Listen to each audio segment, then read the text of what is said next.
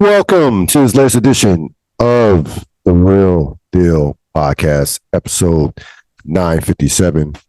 Recording this on a Wednesday as we discuss the world of sports and pop culture. Thanks for joining me. Certainly a lot to get to.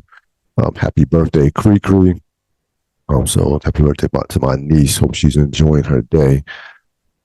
We're gonna get right to it. Why even waste time with the deep dive? Kendrick Drake versus Kendrick.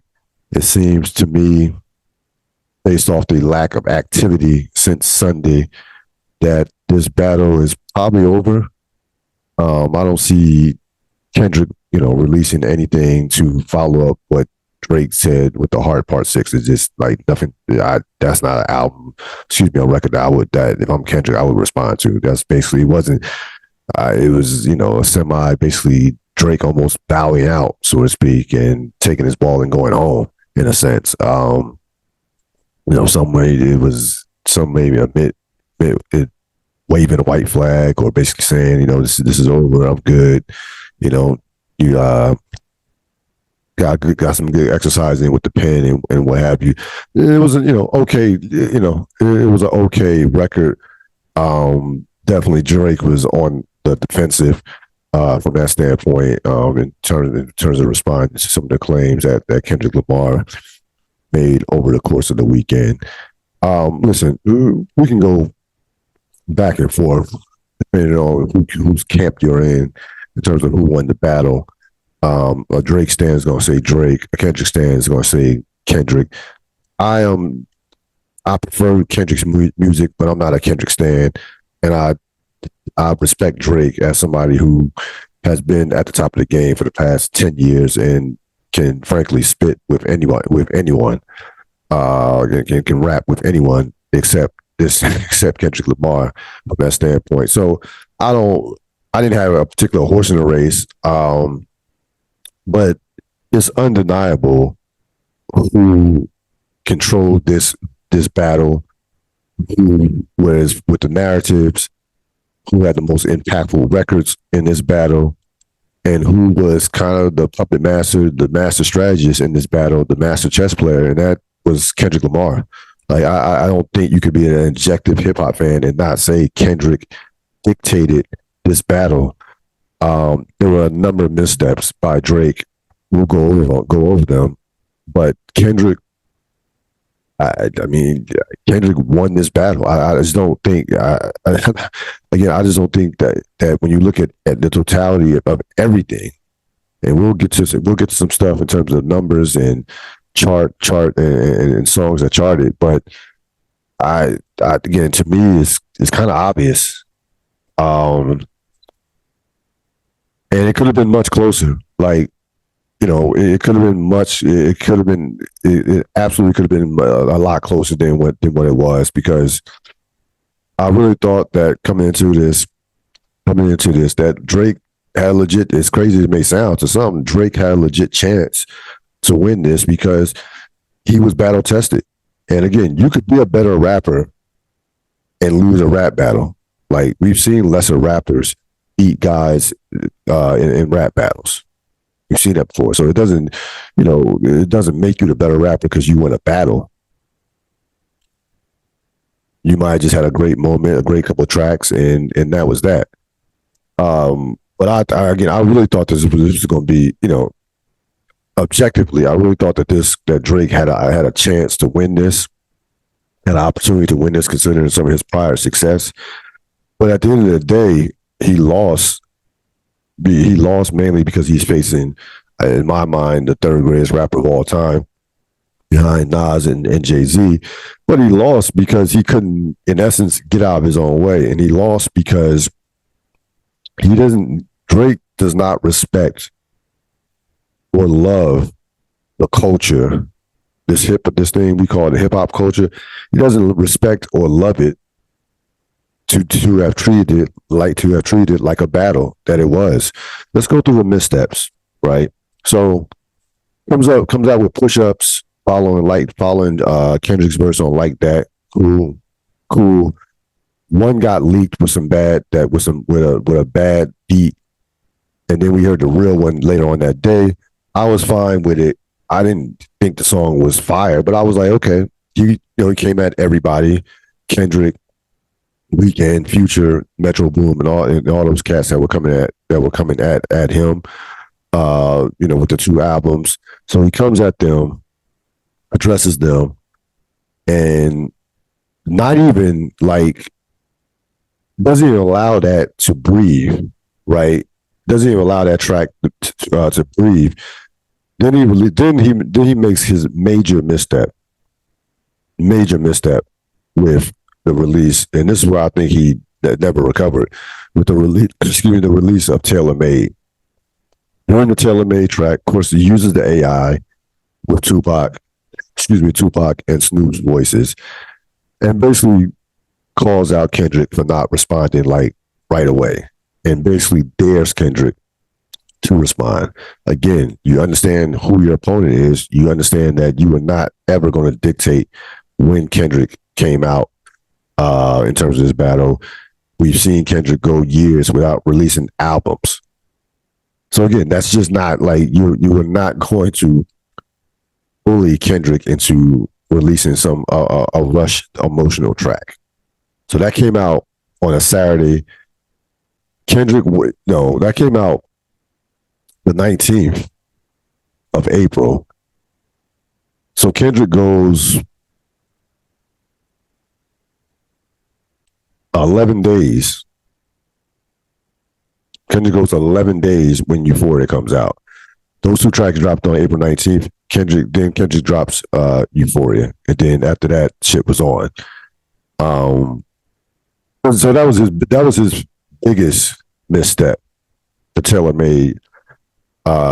Made song. Which, by the way, out of the 10 songs, out of the 10 tracks that were recorded in this battle, easily, by far the worst track.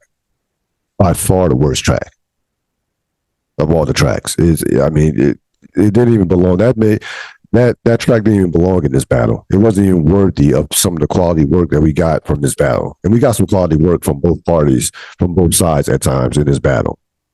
So you had that, right? Kendrick lays down the gauntlet with Euphoria. Then we get to May 3rd, a day in hip hop that will be one of the more historic days, maybe the most historic day in the history of hip hop in recent memory. You have Kendrick comes out on May 3rd with 616 in LA. Drake drops Family Matters. Then Kendrick drops Beat the Grams. Now, I'm telling you right now, Family Matters was the best, to me, the best track in this whole battle. I just gotta be honest with you. That was it. And I've listened. The more and more I've listened to it this week, the better it gets. That absolutely was a fire track. It's a fire track that Drake dropped. And I like the transitions during the song. He had three transitions during the song. I would say that probably pound for pound is the best diss track that Drake has ever dropped, to be honest with you. And I'm not normally a president of the moment person when it comes to that, but that Family Matters track, he destroyed it. But again, the strategy of Kendrick Lamar completely wiping that track out by releasing Meet the Grams. So when Family Matters comes out, Meet the Grams comes out 20 minutes afterwards. You couldn't even digest Family Matters before Meet the Grams came out. And the more and more I've listened to Meet the Grams, it's very good. It's not on the level of Family Matters. Let me be honest with you, it's not. It's not on the level of Family Matters. But again, this is Kendrick being who Kendrick is. He says, okay, if he drops that now, this is what I'm gonna do. This is what we're gonna do. What we're gonna do to neutralize it. So after that, he's neutralized Drake's best track. After that, Drake was done. That was it. That was Drake played his, he He pulled out his big Joker, and that was it. He had no bullets left in his gun after that. There was no like that was it. That was the battle right there. Okay, that was it. And then to add injury to insult, the following day on the Saturday, May 4th, he releases the most impactful track of the entire battle, Not Like Us, which will without question be the anthem of the summer and be played at every barbecue and be played at every club for the next, we're in May now, for the next 3 months. May, June, July, August, for the next 3 to 4 months, easily. At that point, Kendrick comes out with The Heart Part 6 on Sunday again, which was not, it was an okay track at best, but just was not, at that point, the battle's over. It was over at that point. It was over. So again, this is a case again, and I said this on the last podcast. When it comes to a battle is not about records you sell. It's not about streaming. It's not about the money. It's not about how much money you have. It's not about all that materialistic shit that's come out of hip hop and been celebrated, in particular in the last 10 to 15 years to the up degree. It is about again, obviously bars, but again, what is your plan? What is the strategy? And to me, one guy had strategy, the other guy had a reaction. Strategy will be the reaction any day of the week and twice on Saturday and twice on Sunday.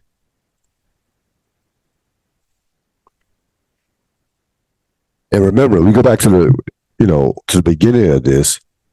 I don't think Drake ever thought Kendrick would even respond after he released the Tailor Made freestyle. Because if you listen to that record, he basically taunted Kendrick Lamar. Basically taunted him.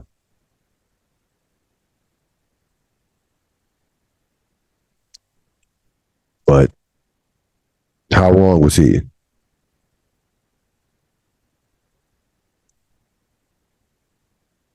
And yeah, Drake, you had the best track in this whole 10. He had the best track in this battle. I'll say it right here and now. Family Matters, but he also had the worst track in Tailor Made. That track did not even belong in this battle at all.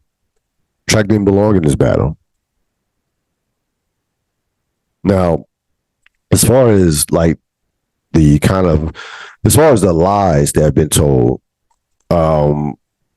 neither one of them has produced receipts. Like, Kendrick calling Drake a pedophile. We don't have any proof of that. Drake saying Kendrick beat his wife. We don't have any proof of that. Okay. If from that standpoint, we got to be consistent. We're gonna call out one for telling lies. We got to call out the other for telling lies. Because it is a lie until it's proven. Until you pull receipts, it's a lie. Okay, so again, I can't deal with the stance from both sides. I can't deal with Kendrick's stance. I damn sure can't deal with no Drake stance at all. I just can't. I can't talk to him. We can't have an intelligent conversation. Because in that case, the battle was won before it even started from their standpoint. This was a battle that, again, kept like hip hop. It's going to be interesting to see how it ages as time goes on. Will it produce classic albums like Nas and Jay did with the Blueprint and Stillmatic and the Blueprint? How are these guys' careers going to move? How would these guys' careers move forward? It's interesting, Drake. If Drake doesn't have those missteps of the the Tailor Made freestyle, in the court of public opinion, if this thing was even close, he probably wins. To be honest with you, even if you think Kendrick had the better tracks, those missteps. I mean, those missteps were hard. Those were just horrible missteps. And the other ones, and we talk about the release of the album. The other misstep he had was continuously coming at these little ancillary pieces, in terms of these little ancillary battles with like Kanye and Metro Boom and The Weeknd. Nobody cared about it. Like, again, this was all about, we came in to see one battle, Drake versus Kendrick. Nobody give a shit about these other rappers. Rick Ross. No, it does. They don't matter in this battle. In this battle, those guys did not matter. The Weeknd did not matter. Metro Boom, Kanye, they didn't matter. Like, I didn't like that. Was, to me, what that told me is that you didn't have enough information on Kendrick. So I don't got enough information on Kendrick. So let me talk about these other cats that have been coming for me. You're not being measured against Kanye West. You're not being no longer. Maybe at one point, maybe about maybe like 5 years ago, 5 to 10 years ago, but not in 2024. You're not being measured against Rick Ross or any of these other guys. You are being compared to Kendrick Lamar. Is those two? Those are the two generational talents of this era. The biggest star in rap and the best rapper in rap. I mean, this is our generation's Nas, Jay-Z versus Nas in a sense. So that was a mistake. But again, that might have been out of necessity because he didn't feel like he had enough material to discuss on Kendrick. Now, this whole idea about, I heard, you heard this. He mentioned this talking about Drake. He mentioned this on the Heart, um, part 6, about the information that was leaked, um, about the information that Kendrick received that was basically leaked to Kendrick. Like that was all planned. Like, I gave you the information, you ran with it. If that was the strategy, that is the dumbest strategy I've ever seen in a rap battle. I'm going to give you information to use against me when we live in an era where lies are way more entertaining than truths. We live in it. I mean, this is the era where Donald Trump was president at one point. We live in an information era of disinformation. People will believe anything. So I'm going to I'm if that again. I don't believe that he. Again, I just can't believe Drake is that stupid. I just can't. Like, I don't think Drake is a dumb guy, but I just cannot believe he would be that dumb, considering some of the battles that he's went through, to make a move like that. Like, that's a young boy. That's a rookie move. I just can't believe he did it. But if he did do that, if that was the strategy, that is the dumbest strategy in the history of battle rap. You giving your opponent information to use against you, and you're gonna give this opponent, this dude, like, what are we doing? Like, what are we doing? And then you can't do that and then come back on the Hard Part 6 and say, yeah, nah, you fell for it. Like, nah, B, because you can't prove it. You can't prove it at all. You can't. Nobody has receipts. No one has receipts they had receipts on this shit. The pedophile, the domestic violence, no one had receipts. Now, and again, we can speculate that he had a leak in his camp, but we don't know for sure.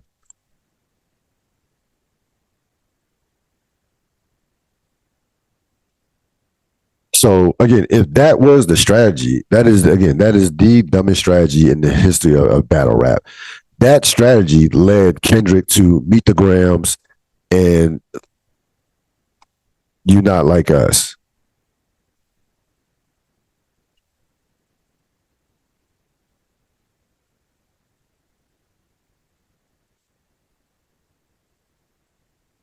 Like, think about that. And not like us, not you, like, excuse me, and not like us. Because those were the knockout blows. Meet the Grams, neutralized Family Matters, and not like us was like, that was like kicking a dead cow at that point. It was over. And so you're telling me that information that you leaked to the mole that you had in OVO, led to those two albums, those two records, or gave Kendrick some more ammunition to put out those two records? I don't believe it. And I don't believe it. First of all, I just don't believe it. But again, if it's true, and I don't believe it's true, that is, again, then Drake was he deserved to lose from that standpoint, if that's true. At that point, when he come out with the Hard Six, he was in chase mode, scramble mode. He was desperate. It seemed like the project was rushed. It seemed like again, okay record, but it's pretty hard to get on wax and make a record denying being a pedophile. That's not really going to land. That's not going to have much of an impact, to be honest with you. Especially following Not Like Us. Not Like Us, again, Not Like Us was the most impactful track of this whole battle. That's going to be played think about it, that's going to be played everywhere. Everywhere. As far as the media's coverage on it, I kind of was pleasantly surprised, to be honest with you.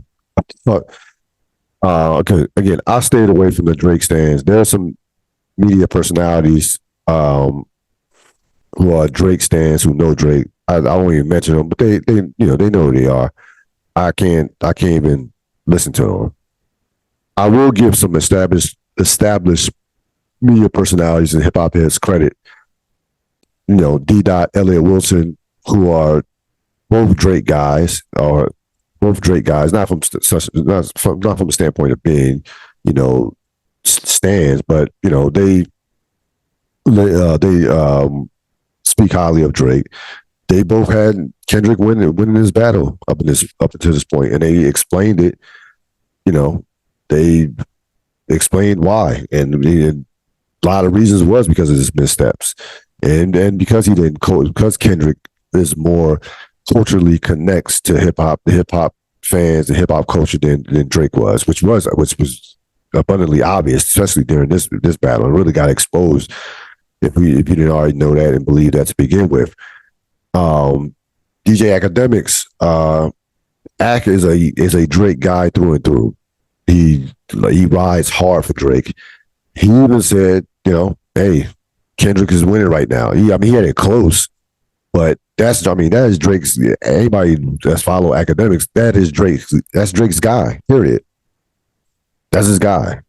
So I do, I from that standpoint, there was some objectivity in terms of some of the hip hop media, Hip Hop DX, and some of the media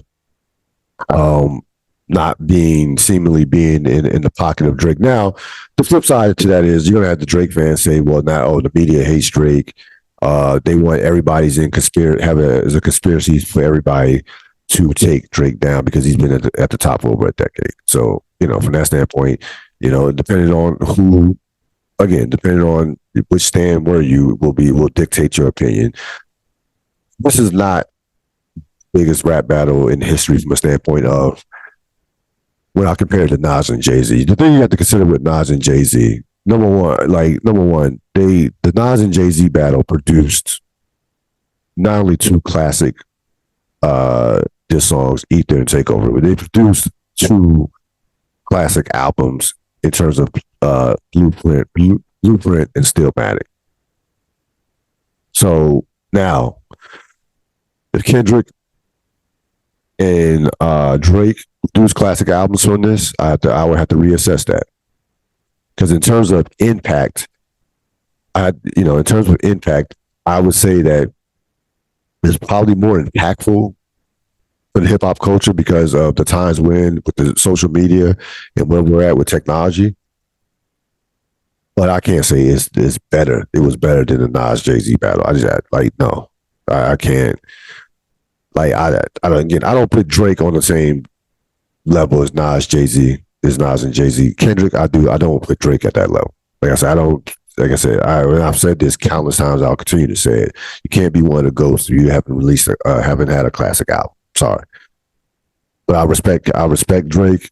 Again, he's been on top of the game for 10 years. That's undeniable. You know, we haven't seen a run like this in the history of hip hop. Even Jay-Z wasn't on top as long as Drake was. Period. So we got, you gotta be honest about that.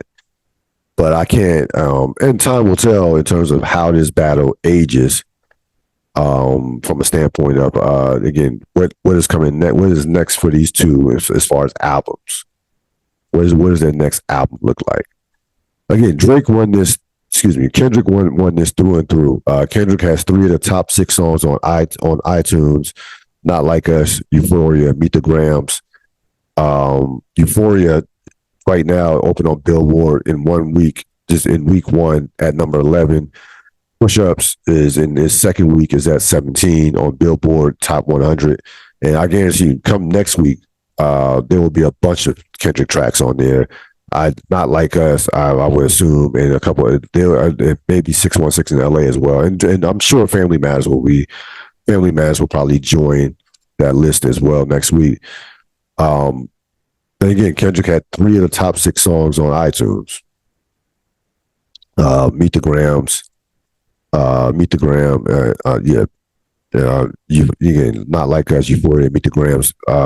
Family Matters was at 15th on iTunes. So every metric, like narrative, strategy, numbers, every metric you look for in this battle, Kendrick won. Like there's no denying it. And, to the point where the Hard Part 6 was on YouTube, and I saw something interesting, that it had a 56% disapproval rating. So there were more, in terms of dislikes, there were more dislikes on the Hard Part 6 than there were likes on YouTube, which I would never think I would live to see the day that would happen to a Drake record. Like that might be the first time it's ever happened in a Drake record since he's been at the top of the game. In comparisons to Kendrick Lamar having a 1% disapproval rating with the last record with Like That, Not Like Us record. So again, I think that the winner was obvious. I think hip hop won. Now again, I will say this. I gotta be fair about this.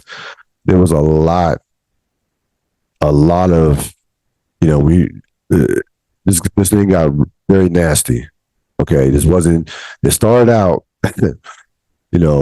with Like That, I'm a better rapper than everybody, and, there's no big 3, only big me. That's how it started. It started out with Like That a couple months ago in March. And it morphed into accusing somebody of being a pedophile, somebody of being, snitching, somebody of being a wife beater. It got nasty. But ultimately, that's, you can go back to some of the hip hop battles of the past. There's been misogyny. There's been some, it can get ugly quickly. And this thing got ugly fast. And I'm not surprised. We're talking about, the crown was on the line in a sense. Like these guys were battling for the supremacy of being at the top of the game as far as who's the best. So I'm not surprised that it got to this point. But, a lot, you heard some commentary on, women being collateral damage in that standpoint, black men attacking each other. Some people not happy about that. But I would say this. I would just say to them, you can go look at all the hip hop battles in the past. Some of them have gotten ugly. They all haven't been just straight on wax as far as bars and things of that nature. Sometimes it can get dirty and it can get dirty fast. And that's just the era we're in right now. There's going to be the era of, like the fake news, making stuff up, lying. And part of it, blame it on the audience, blame it on us as consumers. This country as the United States believes anything. Where's the real journalism? Where's the fact checking? So that's part of it. That's a huge part of it. You think artists would come out and say this stuff if if it could be proven that no, that's actually not true. That lessens the impact of the record. So it was fun. I don't anticipate that any more records are coming out of this, to be honest with you. I just don't. It really doesn't make sense from both sides. I don't think Drake. I think Drake is out of ammunition, and there's no reason when you're the victor. There's no reason to respond if you're Kendrick Lamar. The statement. So we get to some NBA right now. Well, as we speak, Nikolai Jokic has just been given won the MVP. No surprise, third and fourth years. I would be curious to see the voting in that. But again, it's no surprise. He was clearly the MVP of the league. But he was the MVP. He would have got my vote. If I had a vote, he would have got my vote. Now again, what you're gonna hear, I'm gonna jump ahead on this. What you're gonna hear is as Denver could get swept here, what you're gonna hear is how valuable is he if his team got swept out the playoffs. You're gonna hear that bunch of garbage. But again, that's a bunch of bullshit because it's a regular season award. And we've seen Dirk Nowitzki, won it in 2007. They got knocked out in the first round of the playoffs. So I don't equate the award to the playoffs. I just don't. I never have, and I never will, frankly. Shai Gilgeous-Alexander finished. I'm looking at the voting now.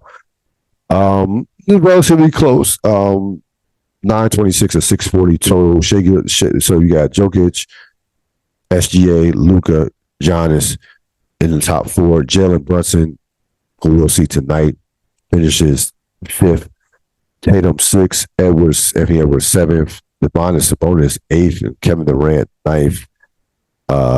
So the top four was very much predictable in Jokic, Alexander, Doncic, and Giannis. I have no problem with it. I have absolutely no problem whatsoever with it. Jokic was phenomenal this year. Spectacular. Jamal Murray missed 23 games, and they had almost the best record in the conference. Missed it by by a game. And again, you crunch all the numbers, all the metrics. He just it's really not debatable. A lot of people go on SGA. There were four legitimate MVP candidates, four guys who had MVP caliber seasons. Jokic, SGA, Luka, and Giannis all had MVP caliber seasons. So, that's how it went. You're gonna get some pushback as far as especially if they lose this series, you're gonna get some pushback. How a guy could have 3 MVPs in 4 years and only one championship, but it is what it is. So Tuesday, Saturday, and then Monday, you see the Minnesota. We see the emergence of, as we shift to the NBA playoffs, we see the emergence of a team that looks like they are right now the favorites to win a championship. The Minnesota Timberwolves. The Minnesota Timberwolves go into Denver and completely, in game 2 in particular, completely take apart the Denver Nuggets. And I'm telling you right now, game 1 was exciting. It was a great fourth quarter in game 1 as they were able to pull away late. You had Anthony Edwards with the 43-point game. Tremendous defense holding Denver to 99 points. But the defensive performance that Minnesota had in game 2 was as good as defensive performance that you will ever see. To hold that team to 80 points, they go second quarter, Minnesota shoots 25%. Jade McDaniels and Alexander held their opponents 5 people that they guarded, held them 5 for 19 shooting. I've never seen Denver in the Jokic Murray era be as unhinged and just they were so shook and mentally beaten that the game was over at halftime. It got the league got to as much as 32. The score, the the score wasn't even close as the final score indicated. It was indicated, and they absolutely took Denver apart defensively. We knew that they are one of the few teams that matches up with Denver. They can match up with anybody with the bigs that they have, and with the guards, the perimeter defenders that they have. And also again, that Gobert, who won Defensive Player of the Year for the fourth time, didn't even play. Okay. Minnesota is deep. They are hungry. And to me, that showed me that they are ready to win a championship. I was interested to see them from a psychological standpoint in game two. They won game one. You get the big performance out of Ant. And a lot of times you'll see a team steal a game on the road, come back game two, and basically give the game away. They'll give the game away and be like, all right, we good. We won game one. Let's go home and take care of home court. That was not the case at all. They came there with a purpose, saying that game two, we're going to make a statement and going to prove that game one wasn't a fluke. And that is a championship checkpoint. That's what teams who have a mindset, have a killer mindset, that's what they do. They handle their business. They get greedy and say, let's put this team in a hole. And I'm telling you right now, there's I don't know what adjustments could be made, to be honest with you. I don't know. Denver had trouble bringing the ball up the court. And some of the strategies that they've used on Jokic, like picking him up full court, they are absolutely wearing him out. They are wearing him out physically and mentally. Jamal Murray looks about 75 to 80%. And by the way, he should have been suspended. You can't throw a heating pad from the bench. He threw two objects from the bench. I don't fuck the $100,000. I don't see how he's playing in game three. He's not you can't in what world is that okay? Like, you can't do that. You throw a heating pad from the bench and even if he wasn't trying to hit a ref, that's just I don't understand how he was not suspended for that. I really would love the NBA's explanation on that one. Really, I would. His behavior on and off the court was a joke. He was complaining and bitching about every call. It clearly affected his play. They clearly were in his head because they absolutely had him in a straitjacket defensively. You got Nickeil Alexander laughing, guarding people. He's laughing as he's guarding people. Jay McDaniels, in that game, they had 11 blocks and 12 steals, or 12 blocks and 11 steals, something like that. 23 stocks. They were all over the place. Again, that was one of the best defensive performances I've seen in a long time. And that second quarter was as good as the second quarter that you will ever see defensively. So I don't see how Denver, when these teams take the first two games on another team's home court. We've seen this movie before. It normally indicates that it's going to be a sweep. And normally that's normally the indicator. Like I don't see a pathway minus an injury with Denver getting back in this series. I really don't.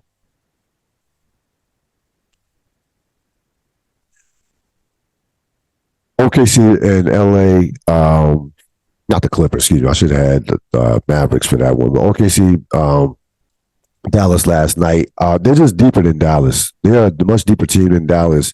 I think it still has a chance to be a long series. I picked OKC to win in 7. But if Luka is not going to dominate this series, it might be over in 5, to be honest with you. Again, Oklahoma City has a lot of balance, they're just more than just SGA. They got guys coming off the bench. They outscored Dallas's bench something like 42 to 24. Again, Luka and Kyrie have to be dominant. Like 39 points that's not going to get it. That's not going to get it. 39 points, which they combined for. They have to absolutely dominate Oklahoma City. Again, we're seemingly heading towards an OKC Minnesota showdown in the battle of youth, the battle of two of the youngest teams in the league. Well, Oklahoma City is one of the youngest teams in the league, and Minnesota is also a young team. Despite some of the veterans that they have, they're still relatively young as well. Boston, Cleveland, that series is what it is. I don't. Again, I don't see Cleveland. I know Donovan Mitchell. Donovan Mitchell can average 50. It just not. It just won't. It won't matter. Maybe he can get them one game, but again, that's going to be that's going to be a snoozer. There's some people concerned about Jason Tatum because he's not putting up his shooting has been inconsistent. But when it's time for the finals, he's going to Jason Tatum is going to have to meet the challenge, whether it's against SGA or whether it's against Anthony Edwards or whoever. One of those two is going to be probably one of those two players. I mean, he's going to have to meet that challenge. So I get what people are saying with Tatum not shooting the ball well. He's going to play better when they get to the finals. I mean, they can survive beating these teams, whether it's a Cleveland team that's overmatched or whether it be a New York or Indiana team that will be overmatched as well. So yeah, it'll be interesting to watch Jason Tatum because he has not played well. Derek White and Jaylen Brown have been their two best players in the playoffs, to be honest with you. Also, it's something to keep your eye on. Indiana, New York. Indiana played much better than I thought they would in game one. Probably could have easily won game one. New York, Mitchell Robinson's out. Frankly, they're not running out of players, but it'll be very interesting to see how this series carries on. Does New York have the energy to finish this series? I think they probably will beat Indiana in 6. But that first game, again, that was a very Indiana showed me something with that first game. And maybe, they go ahead and split this game and win tonight and go home 1-1. We might be in for a long, drawn out 6 or 7 game series. I still favor New York to win this series, but the Knicks cannot afford any more injuries whatsoever. They literally only play anywhere 6 to 7 guys, 6.5 guys, basically. All those guys are playing heavy minutes, and at what point in the playoffs will that start to catch up with them? Maybe in this series, we'll see. And of course, tonight you have, of course, game 2 in that series, Indiana and New York. So we'll see if Indiana can even up that series. Who of the week? Jalen Brunson. Jalen Brunson has been the MVP of the playoffs. With all due respect to Anthony Edwards, he's averaging 36.6 points per game. He has 4 straight 40-point games. The all-time record is Jerry West with 6. And again, it is hard. It's hard to change a culture of losing and of non-belief in a sport, in a fan base. Jalen Brunson almost single-handedly has done that in New York. New York, the NBA is better. When the Knicks are better, the excitement in the Garden is back. You can arguably call him the best Knick since Ewing. With all due respect to Carmelo Anthony. Carmelo Anthony, as well as he played when he was with the Knicks, they had some pretty good years. They had one year where they made it to the conference semifinals, and he was finished 30 MVP, but it didn't feel like you like that team. That team, this team is that team didn't capture New Yorkers the way this team does. And I remember that team in 2013. They had some nice pieces. Carmelo was at the top of his game. He had a young Shumpert, J.R. Smith, guys like that. Those guys, Tyson Chandler. I mean, it was a solid team, but this team, scrappy. A lot of guys that have been a couple guys that have been not left for dead as far as the NBA, but a couple guys that have been counted out, and they just play hard. They play hard every night. They are a team that's very easy to root for. And again, Jalen Brunson simply has been just, especially that last. You look at the last 4 games of the Philly series. Really, his last 5 games, he's played as well as anybody in the playoffs. And again, keep in mind, he gets the best defense night in and night out because he is the primary scorer. You can load up on him. You really, give you can give these other guys shots, but he's doing this. He doesn't have another offensive weapon comparable to him, which makes it that much more spectacular. the stamina, the big fourth quarters he's had, and again, 4 straight 40-point games in the playoffs is big time. That is all there is to it. So he wins the week. That's what we're wrapping up for this latest edition of the Real Deal Podcast. Enjoy the rest of your evening. I will see you next time. So long.